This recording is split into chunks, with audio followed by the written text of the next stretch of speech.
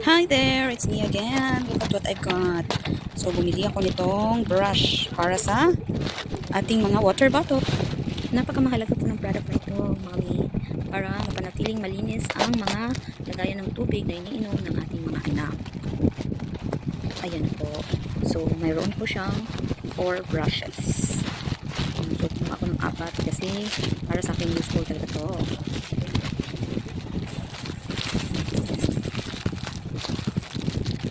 So, i-open ko na.